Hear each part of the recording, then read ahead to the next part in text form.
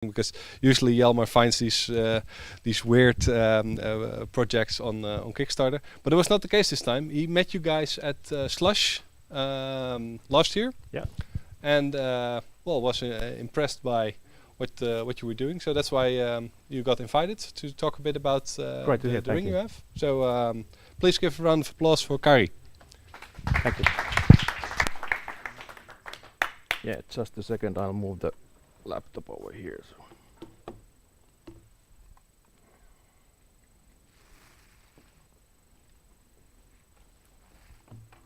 So I guess the mic is on.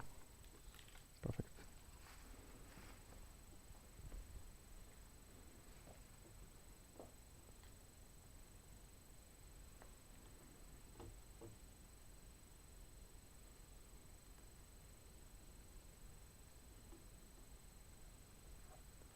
Yeah, so actually we have done also the Kickstarter campaign, so We missed you on that one. yeah. So let's wait for the picture to come. Okay, so hello everybody. My name is Kari Kivela. I work as a CTO and head of design in OURA Ring. I'm also one of the co-founders. I will first briefly tell about the product itself, and then we will dive into the technology part, mostly to the mechanics. And I will highlight a couple of points about the electronics as well, and then finally let's take a look to the application, so how it works and how the ring and application works together.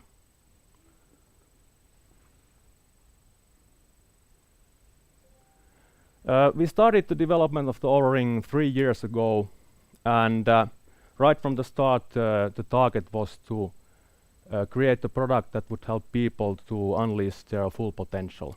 So at that time, there was wearable products, but they were mainly focused on the very narrow use case, like activity tracking or such. So we wanted to provide and bring a product that would give a broader view to the well-being and a balance between load and recovery. So that was our target. And essentially, OURA Ring helps you to improve your sleep quality, adjust your daily activity so that your recovery from the daily, both mental and physical load, is optimal, and that then leads to the optimal performance. 3 years ago, when we started, also many of the devices weren't that attractive to us. They didn't look like something that we would like to wear 24/7. So design was one of the key drivers also right from the start. So ring combines Scandinavian design with ultimate wearing comfort. It is comfortable to wear 24/7, and it matches with your style. Ring itself, it gathers rich and longitudinal physiological data of the user, and the application then, based on this data, is able to give personalized insights about your well-being, for example, sleep quality. But what is even more important is that the application is able to give the guidance that what you can do to improve the sleep quality and well-being that way. And that is really important aspect of the modern wearable. Not just showing that where you are, but also being able to show that what you can do to improve the situation. So this was something that we wanted to really tackle with the ring and the application.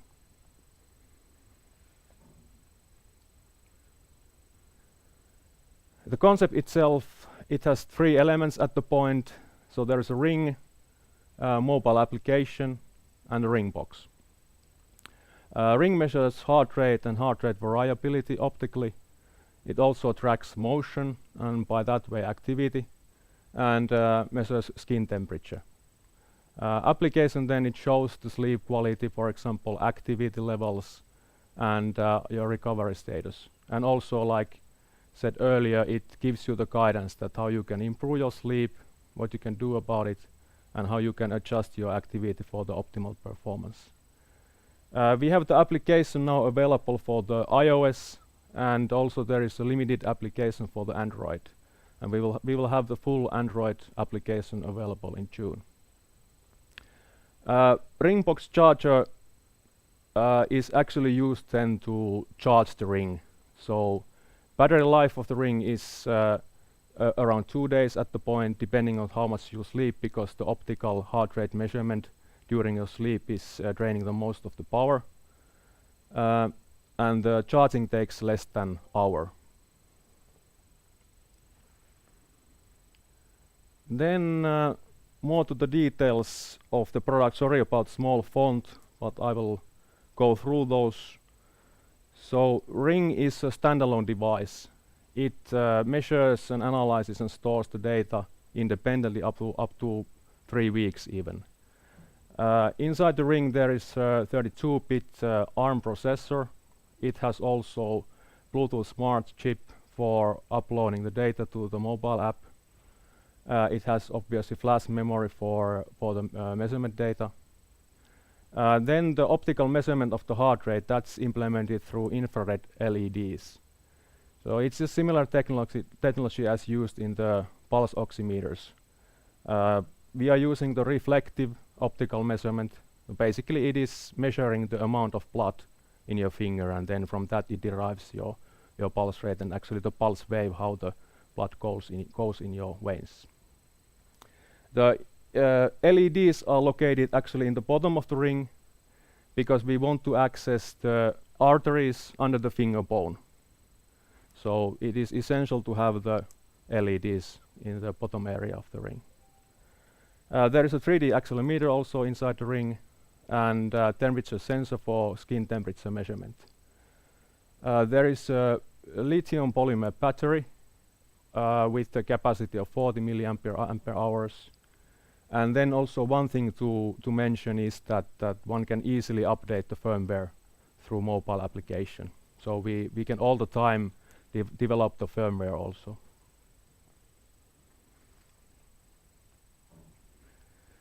There has been really exciting and interesting challenges in many fronts of the technology development, but I will now focus on the mechanics part mostly. That's closest to me, so obviously that's easiest for me to talk about. From the mechanics perspective, one of the main targets was to design as small ring as possible for the wearing comfort obviously, but then also to give room for the industrial design. Then one important task there was to finding the materials and the construction that would have a look and feel of jewelry. We were really targeting for the jewelry, not just the technical device. And then after this, then there was the last a little bit of a challenge with how to assemble all things together and how to make it so that is efficient even enough for the mass production. So those were some of the most important things to do there. Then to the solutions.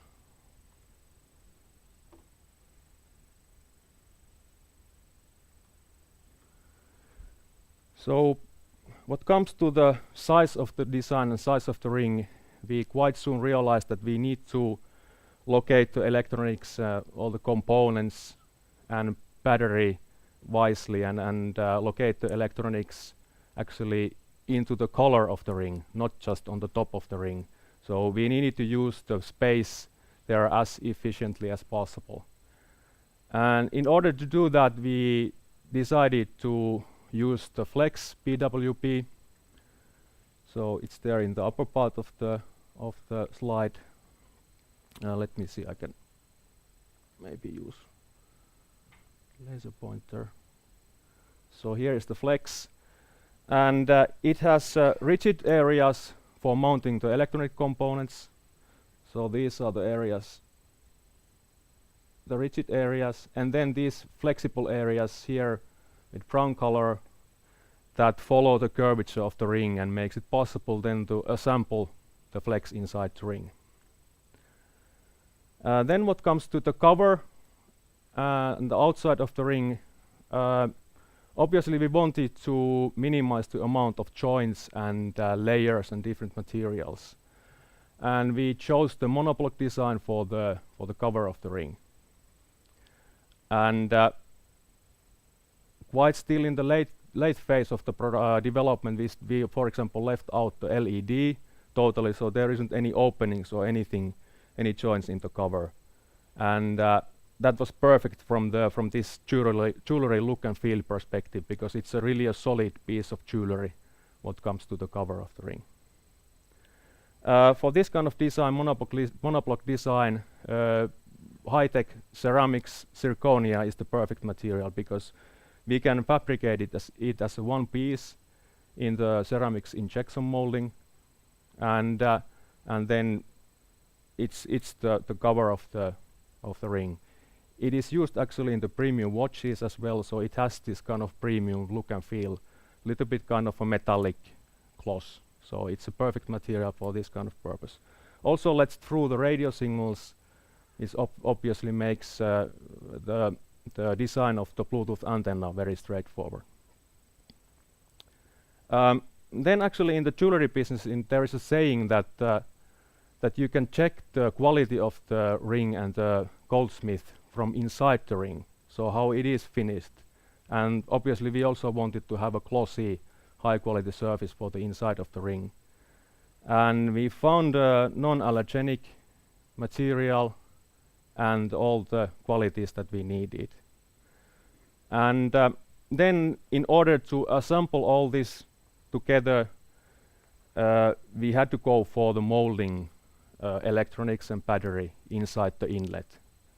And then still with the same process, attaching the inlet to the cover, so that it would be a one solid piece. It would be waterproof and seamless. And actually what is the most fascinating part of the mechanics is the inlet and how it is done. So we were able to develop a method where the electronics and battery are molded inside the inlet, so that it forms that kind of waterproof, seamless structure, and it attaches to the cover. Let's take this away. Process is actually so that it produces also high quality glossy surface for the inlet, so only minimal finishing is needed for the inlet, so that is good for the mass production, obviously. Then the process makes it possible to fabricate lenses for the optical sensors, so they need the lens kind of structure to direct the light to the skin. Also, there is a need for that kind of recess structure for the charging pads in the ring, so we can do those in the very same process. And finally, since there is no need for additional layers or materials, it makes possible to make very thin color structure for the ring, and that is good for the wearing comfort.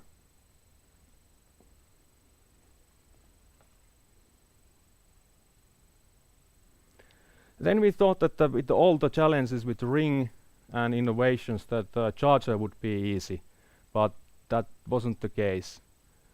First we thought about inductive charging, because that would make it easy for attaching different sizes of the rings to the charger that is only one size. So there is actually altogether 8 different sizes. But then, of course, the inductive charging, it requires antenna inside the ring, and that was against our target to have as small design as possible. And then we decided to go with galvanic charging. So basically there needs to be that kind of physical connection between the charger and the ring. So charging pin or spring in the charger, and then the charging pads in the ring. So that's what we decided to do. And actually that was really challenging. And altogether we had 3 different main concepts that we studied. Within them we went through over 20 designs, made prototypes of most of them, and then finally come up with a solution that the ring attaches to the charger from the top area. So actually in the all rings and the sizes, the top area is same height. So we can utilize that, and that was the the solution that was working really well. Then one detail related to this connection is that how to design the spring that connects actually to the charging pads. And we needed to come up with a new kind of spring there. So basically combining the traditional POCO pin and then the normal spring, and that was the solution. And by that way we were able to make a spring and connection that works with this kind of vertical movement when you place the ring to the charger. So it was quite exciting project on its own.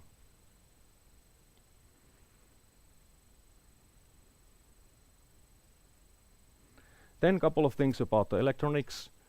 Obviously the miniaturization of the electronics was one of the key things there, and it started from the design of the electronic SEMA. So we needed to minimize the number of the electronics component there. We spent a lot of time and selected carefully the components with the smallest package sizes. Of course also the battery was one of the components that we needed to look very carefully. And then we had a really close cooperation between the mechanics design, industrial design, and also electronics layout design to iterate that what's the best possible layout for the electronics component so that it leaves room for the design. Then we worked heavily on the power management. So like said, LEDs, they are the ones that are using the most of the power, so we carefully studied that what we can do to use them as less as possible. And actually now we are using the LEDs less than 10% of the time of the optical measurement, so I guess we achieved a really good level there. Then there's also design blocks that can be shut down totally to save power, like design blocks like a flash memory. Whole optical measurement circuit can also be shut down. So these were the things that we did in the electronics side. Then before going to the app, I just say a couple of words about the status of the company, and then we change to the mobile application. So there is now altogether 17 employees in OURA. We have headquarters in Oulu, small offices in Helsinki and San Francisco. Production is now ramped up and ongoing, and we are doing actually the Kickstarter deliveries at the point. And focus is now more on the manufacturing engineering, so making the manufacturing more efficient, improving the yield all the time. Also, we are constantly obviously doing the software development to continuously develop the applications, work on the Android, and then we are also doing the cloud software development. So we will have the web UI also then later on. Okay, then let's take a look to the app.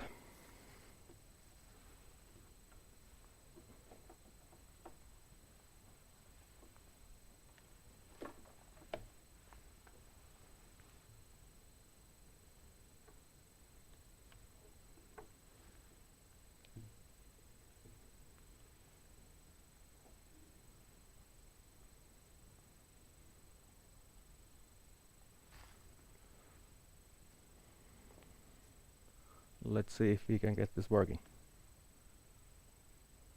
Looks good.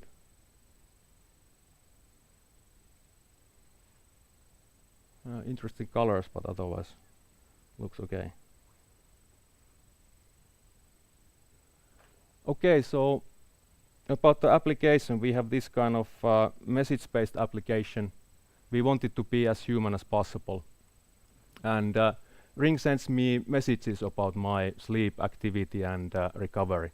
And this morning it said that except my lowest heart rate, resting heart rate occurred quite early, which usually indicates that I have recovered well from the physical activity. The readiness score is below its average, so I should take it easy. And that's because we had a small get-together with the former team in Nokia on Saturday, and you know how it goes. So a couple of nights with poor sleep, and now the readiness score is below its average. Yeah, I need to take then a lighter training. I do the gym exercise every now and then. So today I'm planning to go after the session, so I will take it easier. Then also I can see there my activity target for today. It's 10 kilometers. So a ring adjusts the activity target based on my recovery score and readiness score. And I have still slightly over 3 kilometers to go. So luckily I have some time still before going to bed. And then we could take a look to my sleep data. So this is from the last night. I had a sleep score of 81%. That's actually pretty good. My resting heart rate is a little bit elevated. Usually it's close to 45, something like 43 to 46. I guess that's still because of the get-together. So as you can see, on Sunday night, 52. But then in the end of like Thursday, Friday, it was pretty on the average level. I can also see from the sleep data that I had sleep disturbances, so I woke up once a while during the night, so that of course affected my sleep score. And then I seem to have a pretty decent amount of deep sleep, 1 hour. I can also see it's here in the bottom area here that the deep sleep took place quite early in the night, so that is natural. Then towards the end of the night I can see that there is more REM sleep, so it is this pale purple phase there. Can I ask a question? Yeah, sure. From which date are you able to sort of deduct between deep REM light sleep? Heart rate and heart rate variability is especially important there. Yes, yeah. So from the heart rate variability data we can derive things like breathing heart rate, which is very important for recognizing REM sleep and deep sleep, because you tend to have irregular breath when you are dreaming compared to the deep sleep when it's very steady. But there is different parameters that we are combining, obviously, and correlating. I'm impressed. Great to hear. Great to hear. Then I think that like a final part, I would like to show that how the sleep view and this kind of data has helped me. So like I said, I do the gym exercise, and I noticed the pattern. Let's see if it's, yeah, it is here. So this is from the end of February.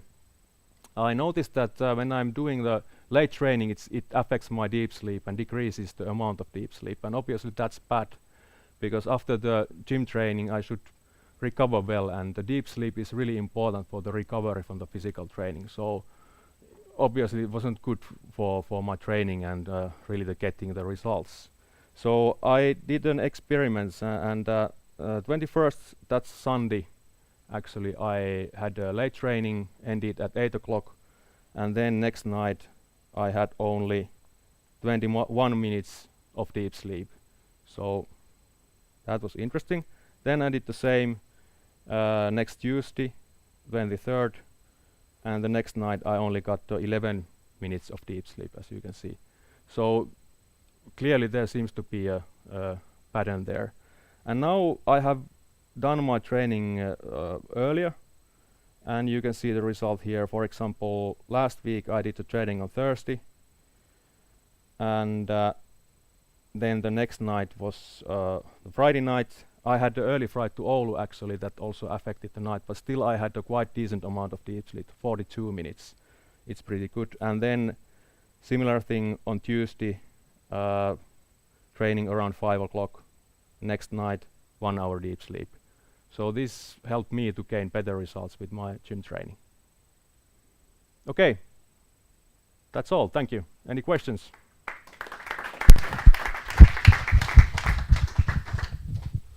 Any questions? I'll go to him first.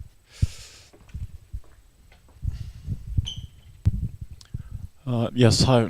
Thanks for the presentation. I was just wondering, basically, so all of this is kind of built around the assumption that you can always wear the ring when you're exercising. Yeah. So of course it kind of excludes a few physical or some activities. I mean, team sports, and usually are you planning on a feature that where you could maybe import data from some other devices? Or Definitely, yes. Yeah. Yeah. It is for the future. It's very interesting to combine the data from different sources, like in using the mobile for certain activities or some other devices. Definitely. Yeah, I just have previous experience with all of these cloud services. They're all kind of trying to keep track of the data themselves. Yeah. So that means that you can never travel, you can never buy another separate device, and that's kind of a problem for end users. Yeah. So yeah, what color should this be? Yeah. Sorry, it's not the purple. It's black. Yeah, thank you. So I can show. Yeah. Thomas. Where does all this drives us? So what do you think? What is the product derivative that will come after the ring, or what direction are you heading? Yeah, I think like to me personally, it's very important that there is the design, and really the design of whatever wearable it really expresses your own style and feelings. So I would say that the personalization using different materials, laser etching, different graphics, using gems, that is definitely one way to go. So to have like our own style and own kind of design for everybody. So I think that is important. Probably injectables as well, but then you have to lay on the charging mat all night. That's No, I didn't have a question, sorry. but he did. Yeah, I'm a little bit curious about. Do you feel like the Finnish market is quite like slow on the wearable trend, or is it going towards a direction, for instance, which can be seen US market? Is that like an issue for you, or do you feel that there is like a good awareness of these wearables? Yeah, I think there is, and the one evidence is the Kickstarter orders and the online orders that we have already got. So even though we have targeted most of our marketing and sales work in the US, which is the main target market for us, there is a lot of orders also coming from Finland, especially when comparing to the population. Yeah. And there has been devices like Polar and Suunto for years, and there is that kind of knowledge, and people are using these kind of devices. Any other countries like China, for instance? Of course, as a startup, we need to focus on very, very carefully. So it has been really interesting from the exhibitions and shows that we have been attending, is that there is some cultural differences when talking about the rings, especially within men. Yeah. And it looks that in the US there is a little bit of a barrier, but then in the Asia it's totally different. So there is that kind of differences which makes it different, interesting. Yeah, I actually came of thought of China of that reason that, well, through our family we have some a lot of like good connections in China and so on. I had visitors from there here and so on, and once I actually got as a present like a ring which looked quite close actually to the design of yours, and it was actually jade stone. Ah, yeah. And apparently jade stone has like great meaning in China. It has different kind of like symbolic meanings and so on. So I thought, have you ever considered like the color of jade stone, or even implement that somehow to the technology? I don't know how it works with the hardware, but that could like open up the market of the Chinese. Yeah, good idea. Definitely we need to think about it, like said, different materials in the future and colors, so that you can personalize and have it really in your style. Yeah.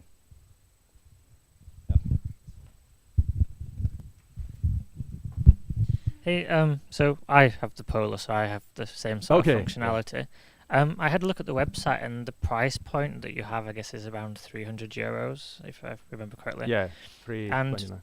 And for that, you can get kind of most wrist-based sports and activity trackers. So how do you really compete for that? Because with the screen, you get kind of more functionality and when you're at the gym, you can start a workout session and it tracks. Yeah, I guess a the bit better. important aspect there is the jewelry look and feel. So it's not the device, more it's the aesthetics than jewelry, and yeah. functionality. So using that kind of premium material there, and then like in general, when considering and comparing to the wristbands, of course, I guess just a small factor makes a quite big difference. For example, when using the ring versus the wristband during the night, there is a big difference. So it's just smaller and more comfortable to use. And as a secondary thing as well, like my interest in the sports trackers came when I was like losing weight and getting fit, and I see an issue in that if you have people that are sports conscious, kind of as they gain or lose weight, then the tightness of the ring is going to become an issue. And with my watch, I can kind of adjust it as I grow and shrink. But then with the rings, I guess it's more static, and it's like when you're running as well, your hands swell. So is that going to be an issue in terms of customers buying the device and then they gain a bit of weight and it becomes too tight, or they lose weight and then it becomes too loose? Yeah, of course you can bear the ring in different fingers, so that helps with that. But obviously, like in very like drastic cases, there might be some difficulties.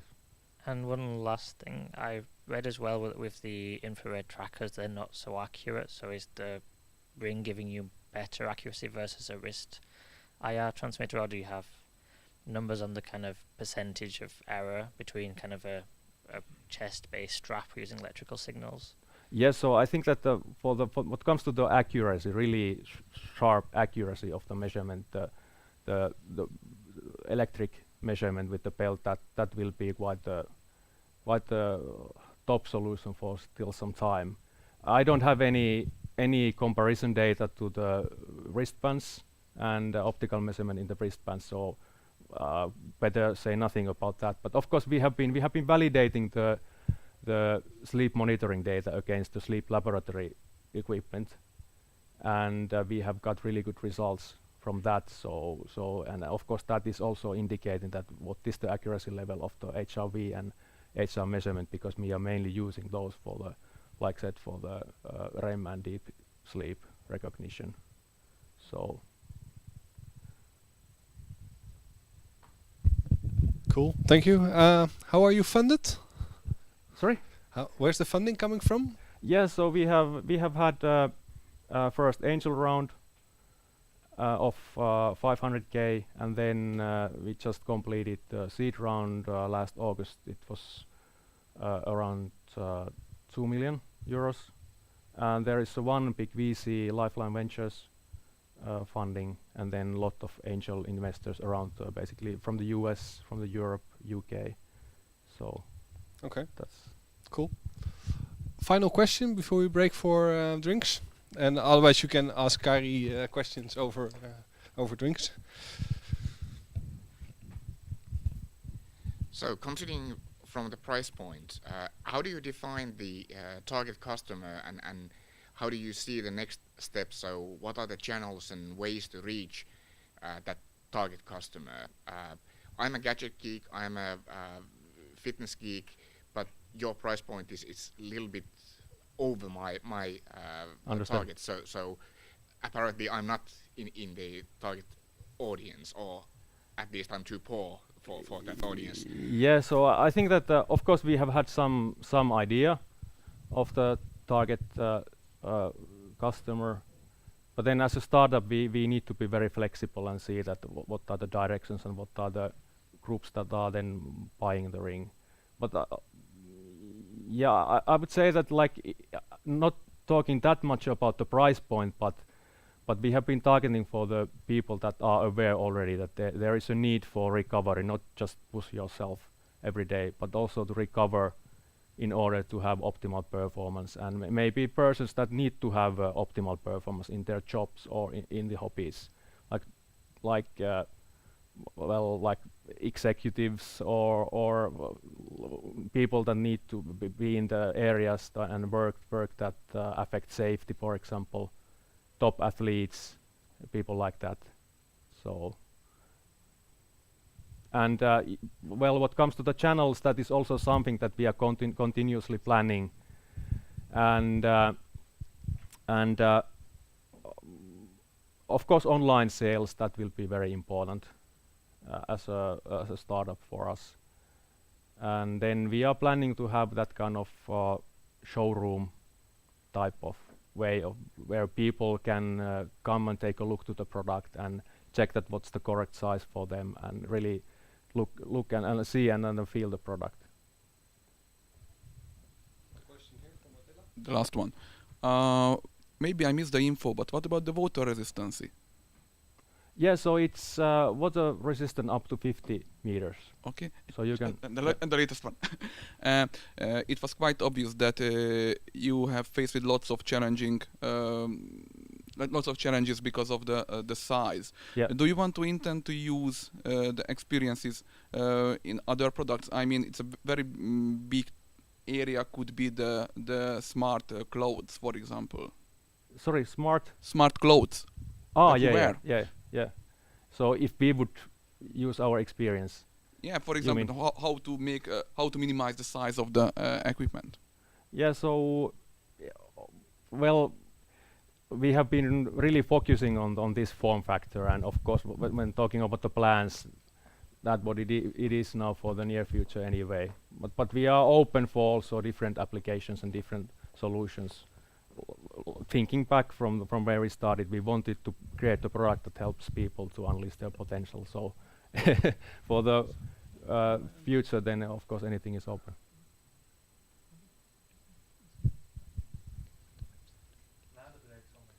Yeah, okay. Do it after break. Okay. Well, another round of applause for Kari. Okay, thank you. And we'll have we have some drinks set up outside, and we'll be back at 4:30, 5. What is it now here? 5. It's 5 here in Finland. Okay, so 12-minute break.